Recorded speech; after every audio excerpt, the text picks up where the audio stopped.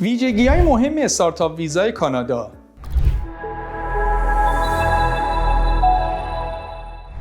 در برنامه استارتاپ ویزای کانادا شما و خانواده‌تون و فرزندان زیر 22 سالتون اقامت دائم کانادا رو به صورت مستقیم دریافت می‌کنید. در برنامه استارتاپ ویزای کانادا محدودیت سنی خاصی وجود نداره.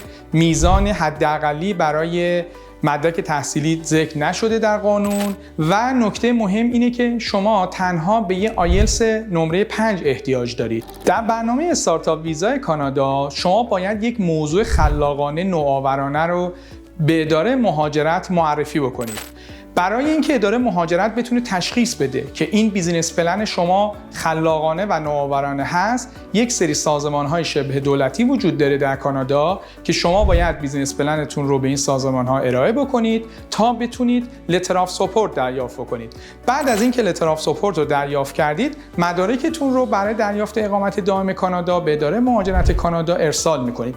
ضمناً در فاصله‌ای که اداره مهاجرت کانادا داره رسیدگی میکنه به پرونده اقامت دائم شما، پرمننت رزیدنس شما در کانادا، شما میتونید درخواست ورک پرمیت بدید و با ورک پرمیت وارد کانادا بشید و زمانی که قرار منتظر باشید تا پیارتون صادر بشه، اون زمان رو هم در کانادا باشید. یکی از تغییرات جدید اداره مهاجرت اینه که این ورک پرمیت های جدیدی که قرار صادر بشه به صورت اوپن ورک پرمیت خواهد بود. یعنی شما در اون فاصله‌ای که تا اقامت دائمتون رو دریافت بکنید، وقتی که تشریف میارید به کانادا، علاوه بر اینکه میتونید تو موضوع استارتاپ خودتون فعالیت بکنید، میتونید با اوپن ورک پرمیت هر کار دیگه‌ای هم که دوست داشتید انجام بدید.